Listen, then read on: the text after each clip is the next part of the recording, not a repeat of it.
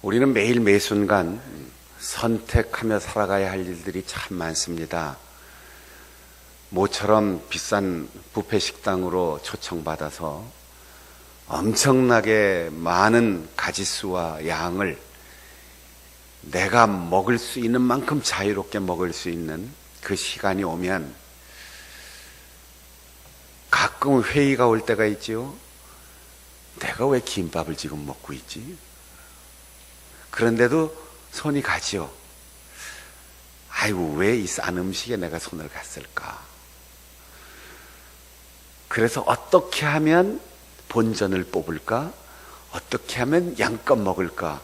그러다 보니까 건강에 해를 줄 만큼 과식하게 되고, 고르고 고르다 보니까 괜히 머리만 복잡해지고, 그래서 괜히 뷔페 식당 가서 칼국수 한 근 먹으면 간단한 건데 이런 후회가 있을 수 있고, 택시를 탈까 버스를 탈까 하다가 후회하고, 이 길로 갈까 저 길로 갈까 하다가 후회하고, 시장을 갈까 백화점을 갈까 슈퍼마켓을 갈까 여러 가지 고민 끝에 또 후회하고, 식당에 가서 짜장면을 먹을까 시켰다가 짬뽕 먹을 걸 하고 후회하고,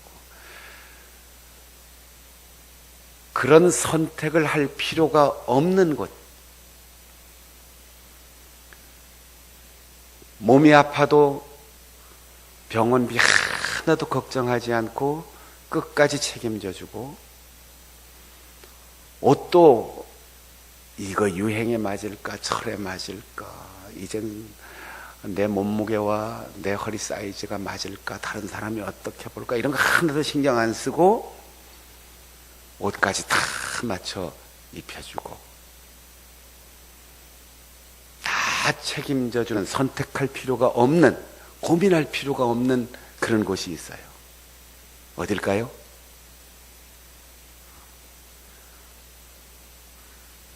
제가 다음 주 화요일 날 가야지 되는데,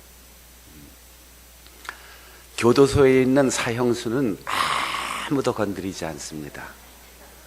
국가에서 유니폼 맞춰서 걱정 없이 다 세탁해주고 다 입혀줍니다. 병들면 장례식까지 다 책임져줍니다. 사형수래 아무도 건드리지 않아요. 귀찮게 하지 않아요. 봄이 오든 여름이 오든 가을이 오든 겨울이 오든 아무것도 책임질 일이 없어요. 아무것도 내가 고민하고 선택할 필요가 없어요. 얼마나 좋을까요? 가고 싶으세요? 제가 송정미 교수한테 전화해서 내가 교도소를 좀 보내드리려고 하는데 그랬더니 깜짝 놀라더라고요. 같이 가서 찬양 좀 하고 교도소에 있는 분들 위로하고 오자. 그래서 같이 가기로 했는데, 우리는 아무도 구속하지 않고 내가 선택할 수 있는, 그리고 내가 선택한 것에 대한 책임을 져야 하는 자유인입니다. 자유는 선택할 수 있지만 책임이 따라요. 자유를 버리면, 자유를 포기하면, 선택할 필요가 없으면 책임도 질 일이 없지만 행복하지 않고 평화가 없고 기쁘지 않습니다. 바울 사도는 그 고대 사회에 자유가 없고 선택할 권한이 없고 아무것도 고민할 필요 없이 주인이 시키는 대로만 하며 살아가는 노예를 이야기하면서 갈라디아 교회 성도들에게 당신들은 자유인입니다. 지난날 죄에 매여 살아가는 노예였기 때문에 죄가 끌고 가는 대로 끌려갔고 율법이 정죄하는 대로 처벌을 받았는데, 그리스도께서 여러분을 부르셔서 자유를 주셨습니다. 그 자유는 책임이 따르는 선택의 자유입니다. 가끔 묻고 싶지요. 하나님, 선악과는 왜 만들어 놓으셔가지고 그리고 전능하신 하나님이 먹으려는 순간 못 먹게 하시면 되지. 에덴 동산은 감옥이 아닙니다. 인간은 본능의 지배를 받는 동물이 아닙니다. 하나님의 능력, 하나님의 권능, 하나님의 지혜, 하나님의 모든 예지 능력을 다 포함해서도 그보다 더 귀중한 하나님의 속성이 있는데 하나님은 아무에게도 구속받지 않는다는 거예요. 그 하나님을 닮은 우리 인간에게 하나님께서 주신 피조계의 유일한 선물, 인간에게 자유를 주셨어요. 선악과를 만들어 놓으시고 먹으면 죽을 줄 알지만 먹을 자유까지 인간에게 주셨습니다. 그래서 우리는 하나님을 닮은 것이고 하나님은 우리를 노예나 동물 그리고 식물처럼 본능에 의해서 자연의 법칙에 매여 사는 존재가 아니라 스스로 선택하고 스스로 결정할 수 있는 하나님을 닮은 존재로 만드셨기에 선악과가 에덴 동산 중앙에 있을 때 그 선악과를 볼 때마다 이 자유는 하나님이 주신 거지. 아, 하나님께서 이 세상을 만드셨지. 하나님께서 우리에게 이것까지 자유를 주셨으니 내가 하나님이 아니고 피조물인 이상 하나님께서 먹지 말라고 하셨으니 하나님의 뜻을 따라야지. 자유로 스스로 하나님께 순종할 수 있도록 선악과를 만드신 거예요. 선악과가 사과든 복숭아든 아무 상관없어요. 하나님을 기억하라는 거죠. 그리고 스스로의 선택에 의해서 하나님께 내 모든 자유를 드리며 행복하게 살아가기를 바라는 것이죠. 하나님께서 그 자유를 하나님의 자리까지 넘보는 교만의 죄를 범한 아담과 하와를 추방하시고 다시 이 세상에서 아브라함을 선택하시고 그에게 약속하시고 그들의 후손을 400년 동안 이집트라고 하는 감옥에서 노예로 살게 하시다가 그들을 구출해내셨을 때 자유의 땅, 제2의 에덴 동산, 젖과 꿀이 흐르는 가나안으로 들어가기 전에 율법을 만드시고 그 율법을 전하시면서 노예에 대한 법칙까지 만들어 주셨어요. 출애굽기 21장 1절부터 6절까지 보면 노예를 시장에서 사왔을 때, 그러니까 고대 사회에서 노예는 두 가지예요. 전쟁포로 아니면 부채 때문에 팔려온 사람. 어쨌든 노예를 구할 때 노예 시장에 가서 자기가 마음에 드는 노예가 있을 때 돈을 주고 사옵니다. 그런데 하나님께서 명령하셨어요. 돈을 주고 노예를 사와서 주인이 그 노예에 대한 모든 권리를 가지고 있을지라도 6년 동안 일하면 7년째는 보내라. 홀로 왔으면 홀로 보내고 그 안에 결혼을 했으면 노예는 6년 동안 주인의 재산의 일부이기 때문에 아무 권한이 없어요. 그래서 6년 동안 살면서 결혼하여 아이를 낳으면 그 아내와 자식은 주인의 재산이기 때문에 혼자 나가라. 그런데 만일 그 노예가 종살이는 벗어나고 싶지만 자기와 함께 살면서 아이를 낳은 아내를 너무 사랑하고 자식을 사랑하고 그리고 주인을 사랑한다면 그 집에 그냥 있어도 좋다. 그 대신 재판관에게 가서 재판을 받아야 된다. 재판관이 판결하면 이 사람이 자유를 주었지만 자유를 포기하고 사랑 때문에 아내와 자식과 함께 주인의 집에서 죽을 때까지 노예로 살고 싶다면 문짝에다가 귓볼을 갖다 대고 송곳으로 구멍을 탁 뚫어서 나는 영원히 자유를 포기하고 사랑 때문에 이 집에서 노예로 살겠습니다. 그래서 귀에 구멍을 뚫린 사람은 평생 자유를 스스로 포기한 노예로 살았어요. 여러분, 잘 자란 우리 아이들이 이 귀에다 구멍 뚫고 귀걸이 할 때 이 뜻을 알아야 되는 거죠. 나이가 먹고 정말 사랑하는 사람을 만났을 때 나는 지금까지 자유롭게 살아왔지만 당신을 사랑하기 때문에 나는 이제부터 당신의 종으로 살겠습니다. 그리고 구멍 뚫고 귀걸이하고 같이 사는 거예요. 재판정의 판결까지 받아야 하니까 법적으로 법적으로 자신의 권리를 다 포기한 그 사람, 왜 노예로 그 집에 살고 싶겠습니까? 그러나 정말 좋은 주인을 만났을 때, 그리고 사랑하는 아내와 자식을 버리고 갈 수 없을 때, 사랑하기 때문에 노예로 살면서도 그는 행복하게 살았어요. 여러분, 귀걸이뿐 아니라 오늘날 문화적으로 아주 아름답게 만들어진 여러 가지 관습, 전통, 예식 이런 것들을 다 고대 역사를 올라가 보면 아주 참혹하리만큼 그런 역사적 사연들이 다 있어요. 우리가 혼인 예식을 할 때 이제 기독교회가 생기고 문화적으로 민주사회가 건설되고 그러면서 남자와 여자가 아름답게 쌍을 이루지만 고대에는 여자를 사냥해 왔어요. 이웃 마을로 쳐들어가서 마음에 드는 여자가 있으면 염탐했다가 그냥 업고 오는 거예요.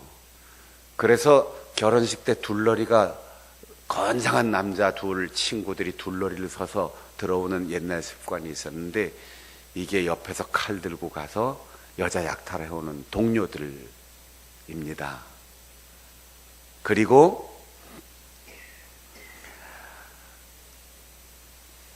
요즘은 잘 안 쓰는데 앞에 면사포를 이렇게 쓰잖아요. 그물망으로 된 이 베일을 쓰는 것은 혹시 고대 영화를 보셨으면 알겠지만 사람도 사냥을 했거든요. 그래서 투망을 그물을 확 던져가지고 여자를 잡았어요. 그래서 그 투망을 여기다가 이렇게 해놓은 거죠. 그리고 반지를 끼워줍니다. 이 반지는 약탈해온 여자를 집에다 가둬놓고 결혼식 날을 기다리면서 팔과 발목에다가 이런 쇠고리를 채워놨던 게 점점 축소되면서 뭐 영원하고 아름답고 어쩌고 여기다 참 의미를 부여해서 지금 여기다 끼는 거지만 이게 저 여자를 내가 잡아와서 평생을 이제 내가 가두겠다. 여기서부터 시작된 거예요. 신혼여행 한 달 갔다 오는 것, 허니문. 신부의 형제들이나 가족들이 이 잃어버린 여자를 찾아오니까 한 달 동안 도망 다닌 거예요. 한 달 동안 도망 다니다가 안정되면 그 증거로 기독교회가 생기고 중세기까지 고대 교회당 제단 밑에는 망치, 칼, 창, 무기들이 다 있었어요. 그래서 결혼식 올리는데 여자는 잡혀왔잖아요. 그러니까 끌려 나오는데 그 신부 쪽 가족들이 드디어 발견하고 쳐들어오면 동료들이 사관학교 출신들만 하는 게 아니고 칼 탁 들고 이렇게 두 줄 서 있는 게 거기서 지키고 있다가 이제 전투가 벌어지는 거죠.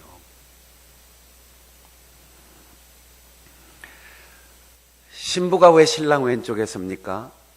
오른쪽에 서도 될 텐데. 그러니까 신랑은 신부 댁에서 쳐들어와도 신부를 안 놓치려고 딱 옆에 끼고 오른쪽은 항상 무기를 써야 되니까 오른손을 비워넣는 거예요. 이것이 참혹한 전쟁, 고대 사회의 풍습, 그리고 잡혀온 노예의 운명이었습니다. 전쟁에 패해서도 아니고 빚을 져서도 아니고 아내를 사랑하고 자식을 사랑하고 정말 헤어지기 싫은 주인을 만났을 때 자유의 기회를 얻은 노예가 스스로 그 자유를 포기하고 귀에 구멍을 뚫고 귀걸이를 달고 나는 평생 노예로 살아도 좋습니다. 서약하는 이유는 단 한 가지, 사랑하기 때문에. 창세기 29장 20절에 보면 야곱이 외삼촌 라반의 집에 가서 종살이를 합니다. 마마보이로 엄마 품속에서 귀여움 받으면서 살고,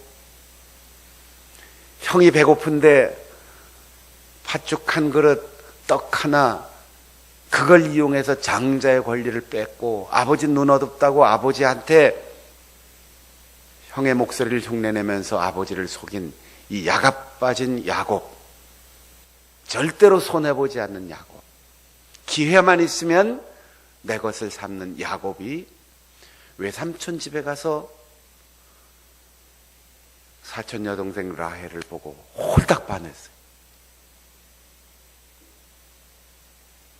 자기 스스로 저는 일당 안 받아도 좋습니다. 월급 없어도 좋습니다. 연봉 없어도 좋습니다. 보너스 없어도 좋습니다. 아무것도 안 줘도 좋습니다. 라헬하고 결혼하게 해주세요. 그래? 그럼 너 7년 동안 여기서 머슴살이를 해라. 7년 동안 머슴살이 하는데 7년을 수일처럼 여겼더라. 이 우리말로 번역할 때 이제 숫자로 7년을 며칠처럼 이렇게 되니까 계산처럼 생각하는데 사실은 7년 동안 해가 바뀌는 것을 날이 바뀌는 것처럼 여겼다. 1년이 가는데 그거를 하루가 가는 것처럼 7년을 살았다는 거예요. 무엇 때문에? 라헬을 사랑하기 때문에. 권리도 주장하지 않았어요. 정당한 임금을 요구하지 않았어요. 너무 길다고 흥정하지 않았어요. 여러분, 우리가 가정에서나 직장에서나 교회에서나 나는 우리 가정사역부 혹시 7년 하신 분 있어요?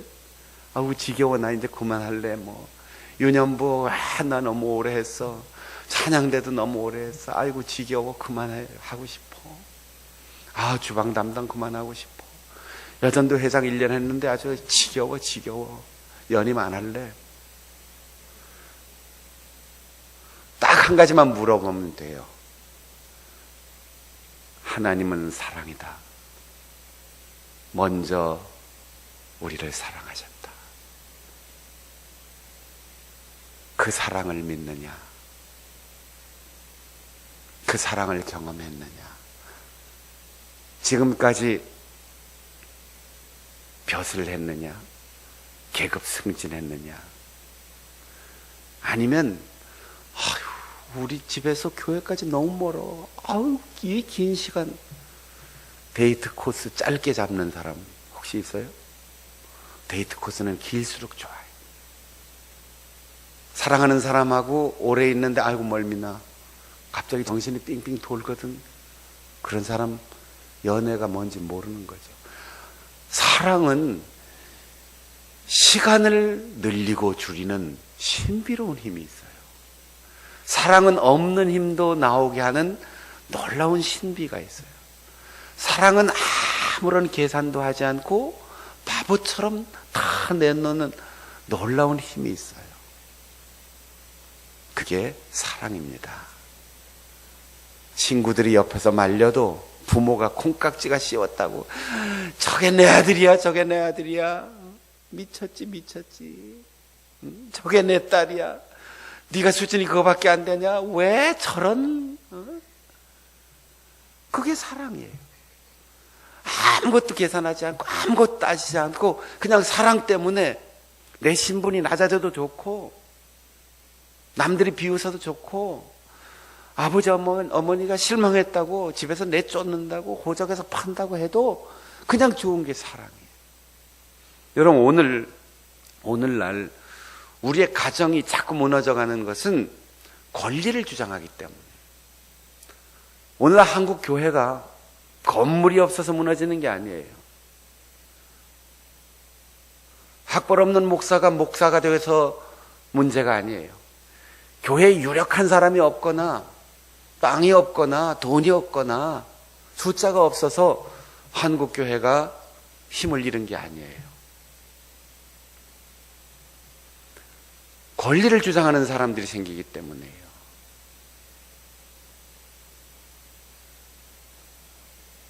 집사는 집사의 권리, 권사는 권사의 권리, 장로는 장로의 권리, 목사는 내가 개척했는데, 내 평생을 헌신했는데, 내가 서울대학교에 갈 수 있는데 서울신학대학을 갔는데,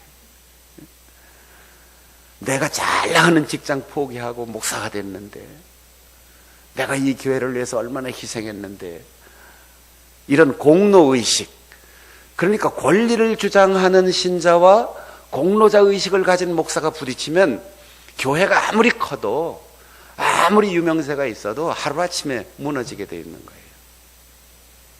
가정, 교회, 사랑의 공동체. 남편은 아내 앞에서 모든 권리를 다 포기해야 되는 거예요. 아내는 남편 앞에서 권리를 주장할 수 없어요. 부모는 자식 앞에서 권위를 세울 수가 없어요. 형은 아우에게 가장 좋은 걸 다 줘야 돼요. 그게 사랑입니다. 바보라고 욕먹어도 양보하고 이해하고 용서하고 먼저 주는 것. 그래서 서로 사랑의 공동체를 세우라는 거죠. 제가 올 봄에 해외 선교위원장 내놓을 때까지 총회본부 회의가 많아서 자주 회의를 가면 간사들이 우리 해선 임원들 특히 해선위원장 앞에는 이렇게 음료수하고 과일하고 과자하고 이렇게 이제 회의하는 동안 먹으라고 이렇게 놔둡니다. 더 가져오라 그러면 더 가져오지요. 제가 가만히 안 먹고 놔뒀다가 일어날 때 제가 주머니에다 다 집어넣어요. 주책 없이. 그리고 옆 사람 안 먹고 일어났으면 내가 그것까지 다 주머니에 넣어요. 야, 장충당교회에서 밥을 안 먹여주나, 사례비를 안 주나, 그럴 수가 있겠지요? 그 간사들이 이렇게 보면, 손자 나 보면 다 알아. 응? 내가 주머니 빵빵하게 넣고 와도 나 하나도 안 먹어요. 다 내가 그 눈총을 받아가면서 이 나이 돼서 과자를 주머니에 넣고 오는 이유는 창피를 무릅쓰고 남의 것까지 주머니에 넣고 오는 이유는 난 하나도 안 먹지만 손자 나봐, 손자 있으면 다 알게 돼. 그리고 또 과자를 챙겨오면서 딸 있는 집만 알 거야. 제가 그럽니다. 사랑은 자기를 위해서 쓰지 않고 그 사랑하는 대상을 위해서 아무것도 창피하지 않고 아무것도 억울하지 않고 다 주는 거예요. 그게 사랑이에요. 여러분 가정에서 다 주인이 되면 그 가정은 멸망할까 주의하라 그랬잖아요. 그 가정은 소멸됩니다. 그 가정은 무너집니다. 그런데 종들만 있으면 그 가정은 건강하고 화목하고 행복한 가정이 됩니다. 사랑하기 때문에. 바울 사도는 주님이 우리에게 자유를 주시기 위하여 부르셨고 우리에게 자유를 주셨는데 그 자유의 용도는 기회다. 자유는 기회다. 그것을 육체를 위한 기회로 삼지 말고 사랑으로 종로릇 할 기회를 삼아라. 여러분, 자유를 얻었을 때 그 자유를 기회로 삼는데, 기회라는 말은 스타트 포인트, 출발점, 동기, 유혹받는다, 그런 뜻이에요. 여러분, 오늘 생각하고 선택하고 방향을 결정하고 움직이는 동기가 뭐냐는 거예요. 육체는 살덩이에요. 그러니까 내 살덩이, 본성, 가축의 소, 돼지, 그 고기를 의미하는 건데, 동물처럼 육체의 본능을 따라서 동기를 삼지 마라. 출발을 이 살덩이의 욕구에 따라서 거기서부터 출발하지 마라. 자유가 있으면 그 자유를 사랑할 수 있는 기회로 삼아서 그 자유를 버려라. 그리고 사랑하는 대상을 위해서 종이 되라. 이게 행복한 삶을 위한, 건강한 교회를 위한 바울 사도의 교훈입니다. 오직이에요. 오직 사랑으로 동기를 삼고, 사랑에서 출발하고, 사랑의 마음이 끌려서 자유인으로 살지 말고 즐거이 노예로 살아라. 반지를 주고받을 때 나는 당신의 노예가 되겠습니다. 당신을 구속하겠습니다가 아니라 당신이 주는 반지를 기꺼이 손을 내밀어 낄 때 나는 당신의 노예가 되겠습니다. 사랑으로 보지 않고, 사랑으로 계산도 하지 않고, 사랑으로 내가 권리를 주장하지 않고, 오직 당신이 시키는 대로, 당신이 원하는 대로 나는 섬기겠습니다. 왜 하필이면 자원하여 노예되는 사람에게 귀를 뚫으려고 했겠어요? 귀는 듣는다는 거예요. 히브리 말이나 영어나 우리 말이나 듣는다라는 말은 순종한다는 뜻이에요. 내가 내 아내를 위해서 자유를 포기하고, 내 자식을 사랑하기에 내 권리를 포기하고, 주인님을 존경하기 때문에 해방되는 기회를 포기하고, 난 이 집에서 죽을 때까지 노예가 되겠습니다. 우리 가정사역부가 심리학도 가르치고, 권리도 가르치고, 남자와 여자의 특성도 가르치고, 약자의 권리를 찾아주는 모든 사회 질서도 알려줘야 하지만, 가장 출발은 사랑에서 서로 노예가 되어줄 것을 권면해야 되는 거죠. 나는 당신의 노예입니다. 당신의 종입니다. 근데 내가 종이야? 내가 노예야? 당신은 하숙집에 들어오는 거야? 이러기 시작하면 사랑이 상실되는 거죠. 바울 사도는 계속해서 말합니다. 사랑한다면 모든 율법이 이 사랑 안에 다 들어있어서 완성되는 거다. 양적으로는 내가 부모 노릇 잘 못할 수도 있어요. 아내로서 부족함을 느낄 수도 있어요. 남편으로 참 부끄러울 때가 있어요. 그러나 사랑으로 한 건 다 용서가 되는 거지요. 그리고 우리 부모님은 세상에서 최고 멋진 아빠, 엄마가 되는 것이고, 우리 남편은 세상에서 제일 멋진 남편, 우리 아내는 가장 좋은 아내가 되는 거죠. 사랑으로 하면 뭐든지 그게 완벽하다니. 사랑은 완벽하다. 그리스도인의 완전은 행위로서, 결과로서 완전한 게 아니고 동기가 순수하고 사랑으로 하는 것이기 때문에 완성된다. 모든 율법은 내 이웃을 내 몸과 같이, 똑같이 너를 아끼고 너에게 충족시켜주고 너의 요구에 따르는 내 마음과 똑같은 분량만큼 그 사랑하는 대상에게 사랑을 베풀면 그게 완전한 것이다. 똑같이.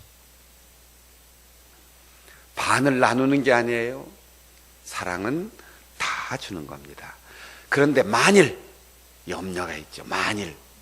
만일 서로 종노릇하지 않고 물고 뜯고 꿀꺽 삼켜서 먹고 나면 피차 멸망한다. 서로라는 말과 피차라는 말이 같은 단어예요. 서로 종이 되면 행복한 가정, 행복한 교회. 서로 내 것을 주장하고 물고 뜯으면 같이 망하는 거예요. 그래서 서로 사랑하라는 것이고, 비참하지 않도록 서로 내가 느끼는 것처럼 저 사람의 아픔을 느끼고, 내가 필요한 만큼 저 사람을 채워주고, 나를 보호하는 것처럼 그 사람을 보호해 주라는 거죠. 남편은 아내에게 모든 권리를 넘기는 겁니다. 아내는 남편에게 모든 권리를 넘기는 것입니다. 그래서 노예끼리 살면 행복해. 부모는 자식에게 권위를 넘기는 겁니다. 내리 사랑은 있지만 치 사랑은 없다라는 말이 바로 그런 거예요. 내가 땀 흘리고 고생하고 경쟁에 지쳐 피곤할 만큼 일해서 번 돈이지만 부모는 자기를 위해서 못 써요. 그러나 자식을 위해서는 아낌없이 씁니다. 형은 아우에게 다 좋은 것을 넘겨주고도 흐뭇해합니다. 교회는 모든 성도들이 자신의 권리를 주장하지 않고 그 모든 권리를 하나님께 넘겨드리고, 하나님께서는 그 양들을 목회자에게 맡겨주십니다. 목회자는 하나님께 자신의 인생을 완전히 맡겨드리고, 하나님은 그 목회자의 인생을 성도들을 돌보는 일에 쓰도록 헌신시키십니다. 그래서 서로 종노릇하는 거지요. 목사 보고 주의 종이라고 부르는 건 맞지만 목사만 주의 종이 아니라 여러분 모두가 다 주님의 종입니다. 노예는 노예끼리 서로 자신의 자유와 권리를 유보하고 상대방을 사랑으로 섬기면 그 부서, 그 기관, 그 구역, 그리고 그 교회는 평온하고 행복한, 화목한, 화기애애한 그런 교회가 될 것입니다. 이 일에 가장 아름답게 쓰임받는 우리 가정사역부, 그리고 우리 장충단교회 성도들이 되시기를 바랍니다. 하나님